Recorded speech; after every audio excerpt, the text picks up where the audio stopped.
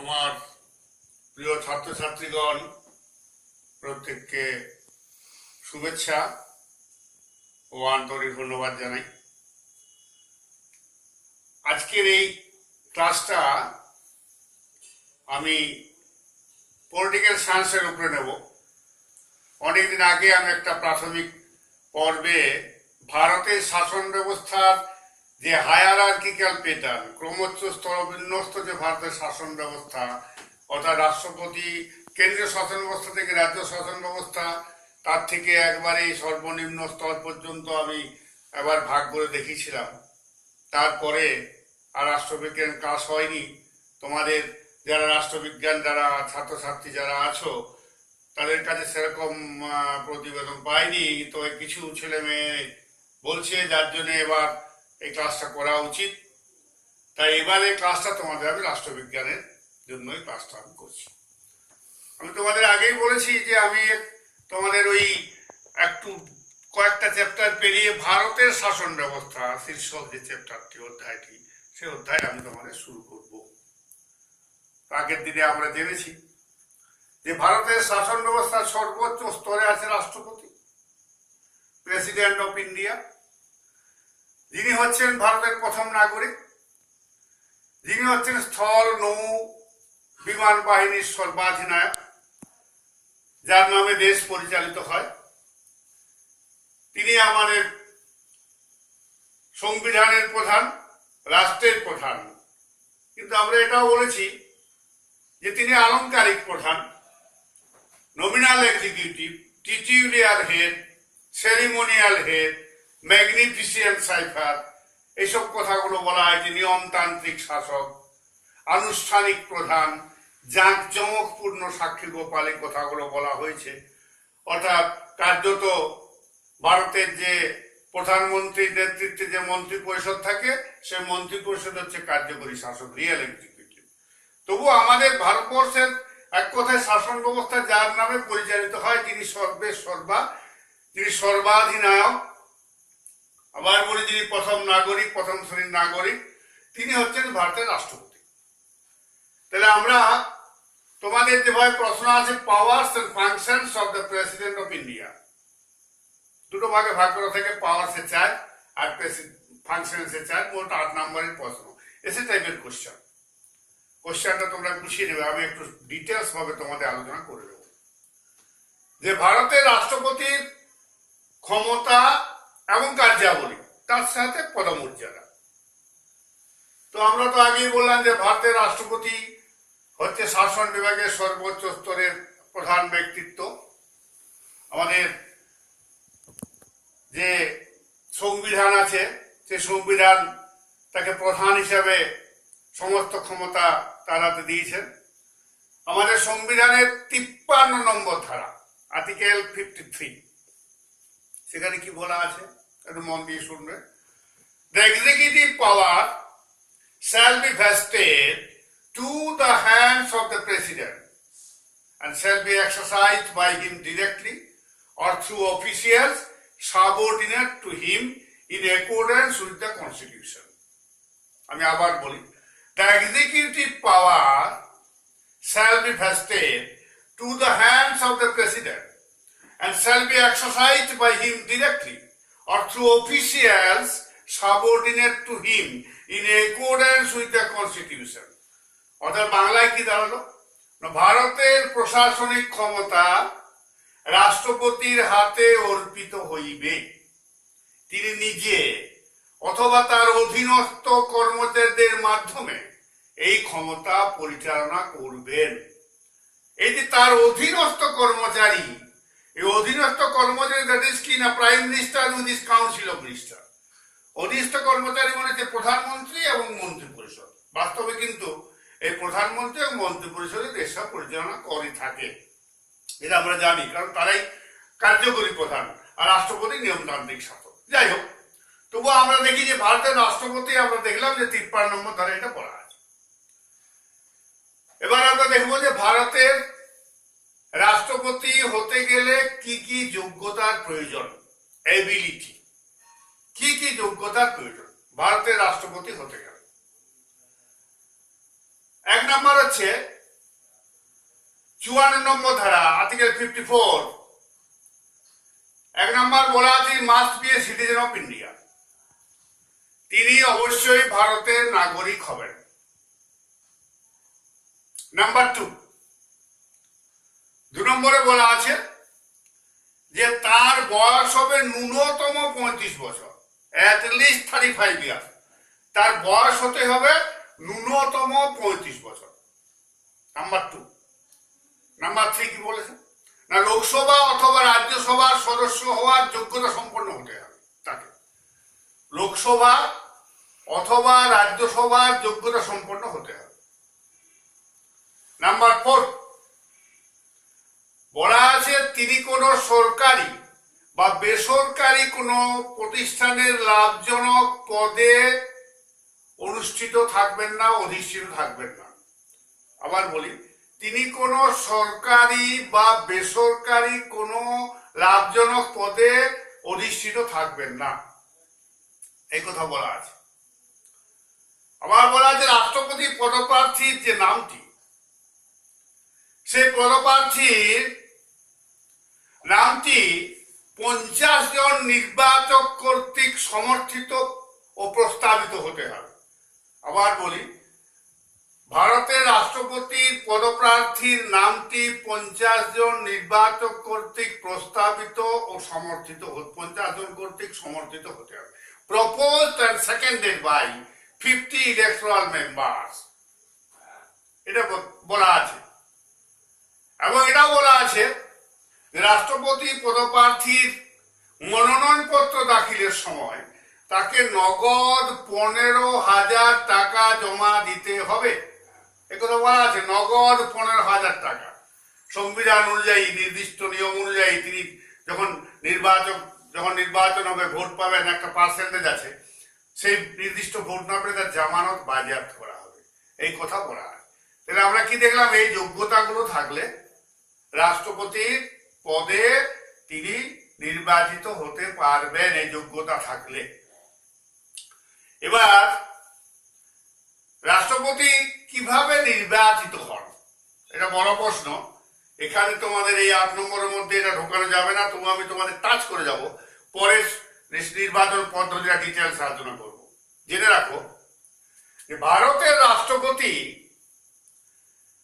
পরোক্ষভাবে একটা জটিল পদ্ধতিতে নির্বাচিত হয়ে থাকেন। কি বললাম? ভারতের রাষ্ট্রপতি পরোক্ষভাবে একটা জটিল পদ্ধতিতে নির্বাচিত হয়ে থাকেন। আর্টিকেল 58 নির্বাচন সংক্রান্ত কথা বলা আছে। পদ্ধতিটা কি না, পদ্ধতিটা হচ্ছে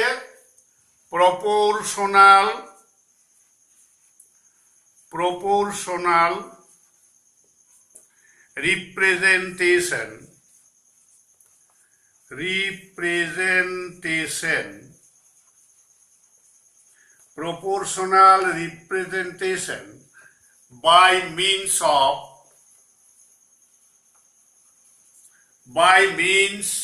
of single transferable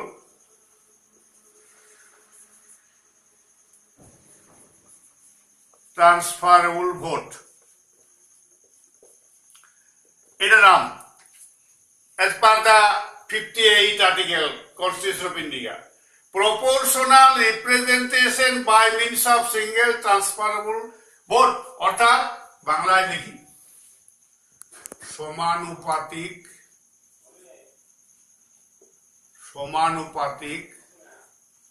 প্রতিনিধিত্বের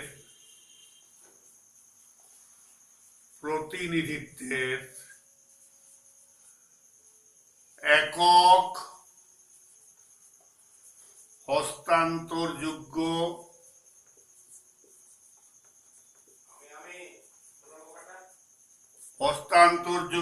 ভোট পদ্ধতি।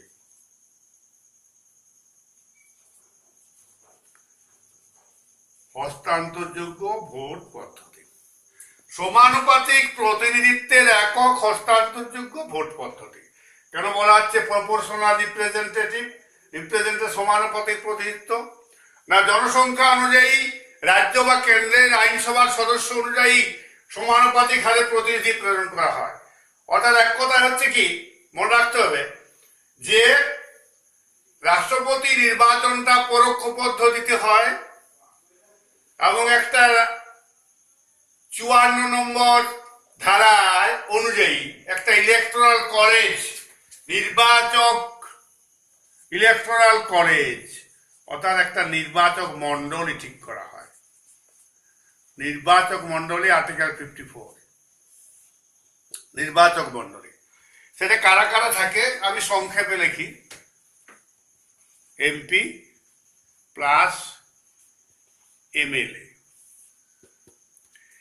এমপি প্লাস এমএলএ অর্থাৎ মেম্বার অফ পার্লামেন্ট, যারা সাংসদ, যারা সংসদের সদস্য তারা, আর প্রতিটি অঙ্গরাজ্যের যারা নির্বাচিত প্রতিনিধি অর্থাৎ বিধায়ক, যারা মেম্বার অফ লেজিসলেটিভ অ্যাসেম্বলি, বিধায়ক, তাদের নিয়ে একটা ইলেকটোরাল কলেজ গঠিত হয়, যেটাকে নির্বাচক মণ্ডলী বলা হয়েছে। নির্বাচক মণ্ডলী, ইলেকটোরাল কলেজ। এবার এটার কিভাবে প্রত্যেকের ভোট মূল্য নির্ধারিত হয় তার একটা পদ্ধতি আছে। আমি তোমাদের এখানে ডিটেলসে যাবো না, কারণ এই প্রশ্নের মধ্যে তোমরা এটা লিখতে পারবে না, অনেক বড় হয়ে যাবে। শুধু টাচ করে যাবে যে নির্বাচক মণ্ডলীটা কিভাবে হবে না। নির্বাচক মণ্ডলীর মধ্যে আমরা দেখলাম এমএলএ, এমপি আর এমএলএ। অর্থাৎ এখানে আমাদের এটা বলা আছে সরাসরি পরিষ্কার 54 নম্বর ধারায় যে আর্টিকেল নাম্বার 54 নির্বাচক মণ্ডলী 54 নম্বর ধারা মনে রাখবে। 54 নম্বর ধারা, এখানে এমপি আর এমএলএ অর্থাৎ এমপি মানে কারা বললাম, যারা সংসদ, লোকসভার সদস্য, যারা যত যে রাজ্যে যেমন আছে সবার সমান হবে না। আর মেম্বার অফ লেজিসলেটিভ অ্যাসেম্বলি মানে হচ্ছে বিধায়ক, অঙ্গরাজ্যের যারা ভোট এসব করা আছে। এছাড়াও তোমার 70তম সংবিধান সংশোধন অনুযায়ী, 70তম সংবিধান সংশোধন অনুযায়ী 92-এ হয়েছিল 70তম সংবিধান সংশোধন, 70তম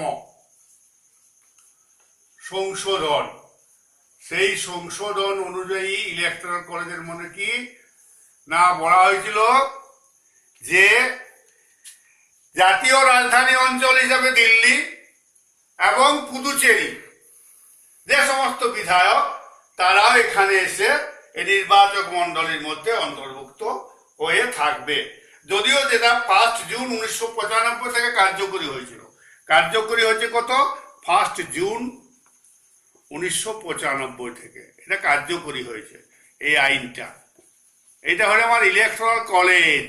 একটা মনে রাখতে হবে যে প্রত্যেকের এখানে কি, আমি এই কথাটা শুধু বলে দেবো, পরে ডিটেলসে তোমাদের বলে দেবো। সমানুপাতিক ভাবে এগুলো আসছে, সব অঙ্গরাজ্যের জনসংখ্যা সমান নয়, তাই প্রত্যেকের ভোট মূল্য, প্রত্যেকের একটি করে ভোটাধিকার আছে, প্রত্যেকের একটি করে ভোটাধিকার আছে, কিন্তু ভোট মূল্য প্রত্যেকের সমান নয়। অঙ্গরাজ্যের জনসংখ্যা এবং সেই রাজ্যের বিধানসভার আসন সংখ্যা ইত্যাদি দিয়ে ভাগ করে ইত্যাদি একটা পদ্ধতি আছে, সেই ভাগফলকে পুনরায় 1000 দিয়ে ভাগ করতে হবে ইত্যাদি ব্যাপার আছে, তোমাদের ডিটেলস বলে দেবো। সেগুলো দিয়ে সমান হবে না, তাই সমানুপাতিক প্রতিনিধিত্ব। আর একক হস্তান্তরযোগ্য, প্রত্যেকের একটি করে ভোট আছে। এখানে মনে রাখতে হবে যে রাষ্ট্রপতি নির্বাচন পদপ্রার্থীদের সংখ্যা অনুযায়ী রাষ্ট্রপতির যে নির্বাচন, যেটা ব্যালট, সেই ব্যালটটা তৈরি হয়। অর্থাৎ একজন ভোটার যতগুলি পছন্দের ভোট তিনি দিতে পারেন। ধরে নেওয়া হোক ABCD, ধরে নেওয়া হোক ABCD, 4 জন কন্টেস্ট করছেন ABCD। তাহলে আমার প্রত্যেকটা যে ব্যালট, সে রাষ্ট্রপতি ব্যালটে আমার 4টি পছন্দ জানাবার আমার সুযোগ থাকবে। তাতে 1, 2, 3, 4 ইত্যাদি আমি লিখতে পারবো। অর্থাৎ একজন ভোটদাতা একটাই ভোটাধিকার দেবেন, কিন্তু তিনি 4টি পছন্দ জ্ঞাপন করতে পারবেন। প্রথম পছন্দ, দ্বিতীয় পছন্দ, তৃতীয় পছন্দ, চতুর্থের পছন্দ। মনে রাখতে হবে প্রতিটি ভোটদাতাকে কিন্তু প্রথম পছন্দ জানাতেই হবে, প্রথম পছন্দ জানাতেই হবে। প্রথম পছন্দ যদি তিনি না জানান তাহলে কিন্তু তার ব্যালট পেপার, ভোট ব্যালট পেপারটা বাতিল বলে পরিগণিত হবে। তিনি দ্বিতীয়, তৃতীয়, চতুর্থ নাও জানাতে পারেন, কোনো ব্যাপার নয়। কিন্তু ভোটদানের সময় কি করবেন, এখানে ওই পাশে 1, 2, 3, 4 লিখবেন। এটা হচ্ছে এই ধরনের কোনো রাষ্ট্রপতি নির্বাচন কোনো সিম্বলিক ইলেকশন নয়, কোনো প্রতীকী নির্বাচন নয়। বলা আছে রাষ্ট্রপতি সাধারণত কি হবেন, রাজনৈতিক দলাদলের ঊর্ধ্বে থাকবেন। তিনি দেশের প্রধান, জাতির প্রধান, রাষ্ট্রের প্রধান, শাসন বিভাগের প্রধান, সমর বিভাগের প্রধান ইত্যাদি ইত্যাদি হওয়ার জন্য তিনি অবশ্যই রাজনৈতিক দল নিরপেক্ষ থাকবেন। তাই তিনি কোনো প্রতীক নিয়ে নির্বাচন আসবেন। রাষ্ট্রপতি নির্বাচনটা কোনো প্রতীক নির্বাচন নয়। এরপরে দেখা যায়, আমি তোমাদের নির্বাচন পদ্ধতিকে সংক্ষেপে বলছি এখন, কারণ এই প্রশ্নে বেশি লেখা যাবে না। এরপরে যখন রাষ্ট্রপতি নির্বাচন পদ্ধতি হয়ে গেল, রাষ্ট্রপতি নির্বাচন হয়ে গেল, এরপরে কি হবে না, নির্বাচনের পরে কাউন্টিং করতে হবে। এটা কেন সিঙ্গেল ট্রান্সফারেবল বলা হচ্ছে, এটা আমি বলছি সিঙ্গেল ট্রান্সফারেবল। এবার দেখা হবে, কাউন্টিং করা হবে যে কতগুলো ভোট কে পেয়েছে, অর্থাৎ ABCD কাউন্টিং করা হবে। প্রথম পছন্দের কথা, দ্বিতীয় পছন্দের কথা, তৃতীয় পছন্দের কথা, চতুর্থ পছন্দের কথা, B একই, C D। এবার কি হবে না, রাষ্ট্রপতির পদে নির্বাচিত হতে গেলে একটা কোটা সংখ্যা চাই।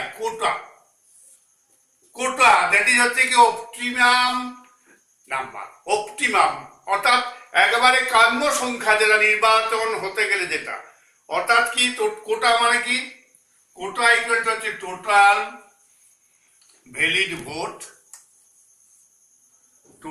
Valid vote divide by 2 plus 1। এটা হচ্ছে quota, total valid vote divide by 2 plus 1। আমি যদি ধরে নিই যে টোটাল ভ্যালিড ভোট 50,000, তাকে 2 দিয়ে ভাগ করলে কত হবে, 25,000 প্লাস 1, তাহলে 25,001 সাপোজ। এবারে আমি দেখবো যে এই ভোটাররা ABCD কে কোন পছন্দের, প্রথম পছন্দ দেখে নেবো 25,001 কেউ পেয়েছি কিনা। দেখা গেল কেউ পায়নি, তখন কি হবে, সব থেকে কম যে পেয়েছে, যিনি সব থেকে কম ভোট পেয়েছেন, ধরে নিলাম C পেয়েছেন সব থেকে কম, তাকে তার নিচটা লাল কালি দিয়ে আন্ডারলাইন করা হবে, দিয়ে তাকে নির্বাচক প্রসেস থেকে বাদ দেওয়া হবে, সব থেকে কম। এবং তার যে ভোটগুলো, তার প্রাপ্ত ভোটগুলো পরবর্তী পছন্দ অনুযায়ী হস্তান্তরিত হবে তাদের হাতে, রেশিয়াল, প্রপোর্শনাল। আবার বোঝাবার চেষ্টা করছি, কোটা সংখ্যক ভোট দরকার রাষ্ট্রপতির পদে নির্বাচিত হতে গেলে। যদি দেখা যায় যে কেউ কোটা সংখ্যক ভোট পাননি, তাহলে দেখা যাবে যে নির্বাচকদের মধ্যে থেকে সব থেকে কম ভোটকে পেয়েছেন। যিনি কম ভোট পেয়েছেন তাকে নির্বাচন প্রক্রিয়া থেকে, টেবিল থেকে, কাউন্টিং লিস্ট থেকে বাদ দেওয়া হবে লাল দাগ দিয়ে। তাহলে 4 জনের থেকে একজন বাদ গেলে 3 জন হলো, এবং তার পছন্দ মতো ভোটগুলো পরবর্তী পছন্দ অনুযায়ী প্রত্যেকের মধ্যে হস্তান্তরিত হবে। এভাবে এই হস্তান্তরিত প্রক্রিয়া চলতে থাকবে unless to attend the quota, যতক্ষণ পর্যন্ত না কোটায় পৌঁছানো যাচ্ছে। তাই একক হস্তান্তরযোগ্য এই সমান এই যে একক হস্তান্তরযোগ্য ভোট পদ্ধতি বলা হয়, একক হস্তান্তরযোগ্য ভোট পদ্ধতি। এটা হচ্ছে নির্বাচন। এইভাবে রাষ্ট্রপতি এক জটিল পদ্ধতির মাধ্যমে সাধারণত 5 বছরের জন্য নির্বাচিত হয়ে থাকে। এক জটিল পদ্ধতির মাধ্যমে সাধারণত 5 বছরের জন্য নির্বাচিত হয়ে থাকেন। সাধারণত আমরা দেখেছি যে আমাদের ভারতে উপরাষ্ট্রপতির পদ থেকে রাষ্ট্রপতির পদে উত্তরণ, এটা একটা প্রথা হয়ে গেছে। সাধারণত আমাদের প্রথম রাষ্ট্রপতি স্বাধীন ভারতে বাবু রাজেন্দ্র প্রসাদ,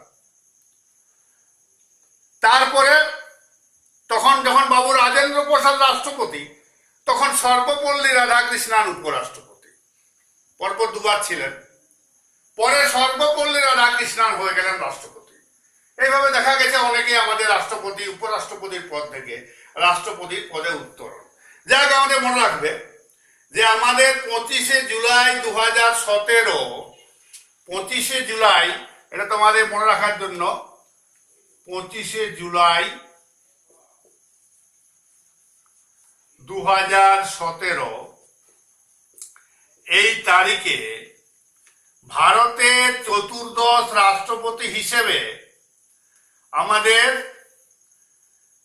শপথ নিয়েছেন রামনাথ কোবিন্দ। রামনাথ কোবিন্দ, এটা মনে রাখবে, মনে রাখা দরকার। তিনি হচ্ছেন চতুর্দশ রাষ্ট্রপতি। চতুর্দশ রাষ্ট্রপতি।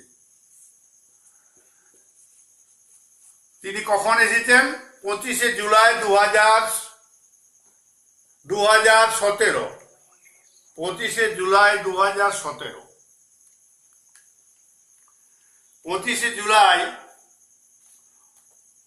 2019, সরি 25শে জুলাই 2019, 17 নয়, 25শে জুলাই 2019। 25শে জুলাই 2019 রামনাথ কোবিন্দ আমাদের চতুর্দশ রাষ্ট্রপতি হিসেবে দায়িত্বভার গ্রহণ করেছেন। আবার এটা মনে রাখবে যে কে আর নারায়ণনের পর, রাষ্ট্রপতি কে আর নারায়ণের পর একজন দলিত রাষ্ট্রপতি হিসেবে দ্বিতীয় শপথ গ্রহণ করলেন রামনাথ কোবিন্দ। যাই হোক, এবার আমাদের রাষ্ট্রপতির যে ক্ষমতাগুলো ও কার্যাবলীগুলো সেগুলো আমাদের ওই সংবিধান অনুযায়ী যেভাবে দেওয়া আছে আমরা ক্লিয়ার করব। তার আগে তোমাদের একটা আউটলাইন আজকে দিয়ে দিই, পরের ক্লাসে সেটা শেষ করব। যে রাষ্ট্রপতির ক্ষমতা ও কার্যাবলী, doctor Durgadas Basu. Doctor Durgadas Basu. Doctor Durgadas Basu, তার বই আছে ইন্ডিয়া টুডে। ইন্ডিয়া টুডে, সেই বইয়ে উনি রাষ্ট্রপতির, ভারতের রাষ্ট্রপতির যে ক্ষমতা ও কার্যাবলী ও পদমর্যাদা বলেছেন, যেটা আমাদের অন্যান্য সবাই স্বীকার করেছেন, সেই ক্ষমতাগুলোকে আমরা কয়েকটা ভাগে ভাগ করব। 1 নম্বর প্রশাসনিক ক্ষমতা। প্রশাসনিক ক্ষমতা। নাম্বার 2 অর্থনৈতিক ক্ষমতা। অর্থনৈতিক ক্ষমতা। নাম্বার 3 বিচার সংক্রান্ত ক্ষমতা।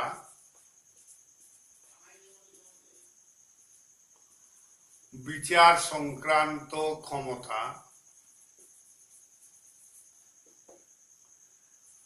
নাম্বার 4 আইন সংক্রান্ত ক্ষমতা।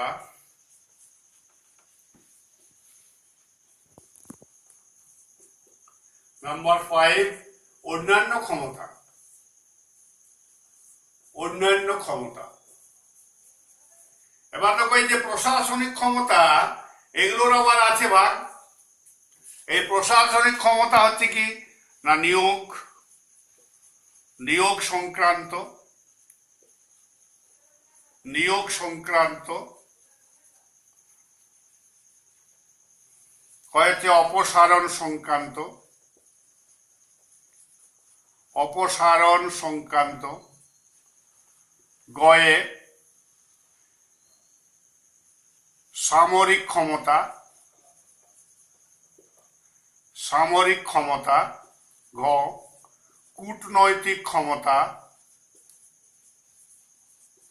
কূটনৈতিক ক্ষমতা। জরুরি অবস্থা সংক্রান্ত ক্ষমতা।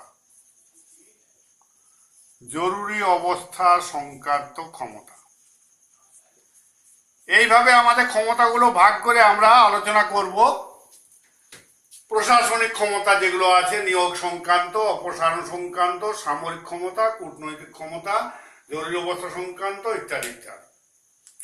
তো নিয়োগ সংক্রান্ত ক্ষমতা, ভারতের রাষ্ট্রপতি তিনি প্রশাসনিক স্তরে অনেক পদাধিকারীদের নিয়োগ করেন। ভারতের প্রধানমন্ত্রী এবং মন্ত্রী পরিষদ রাষ্ট্রপতির নির্দেশে শপথ গ্রহণ করে থাকে, নিয়োগ করেন প্রধানমন্ত্রী এবং মন্ত্রী পরিষদ। ভারতের রাজ্যপাল, অঙ্গরাজ্যের রাজ্যপাল, তাদেরকে রাষ্ট্রপতি নিয়োগ করেন। ভারতের controller and auditor general, CAG, রাষ্ট্রপতি কর্তৃক নিযুক্ত হয়।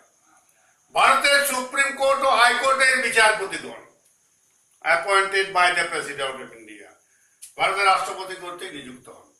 ভারতের চিফ ইলেকশন কমিশনার এবং অন্যান্য others members of the commissioner রাষ্ট্রপতি কর্তৃক নির্বাচিত হন।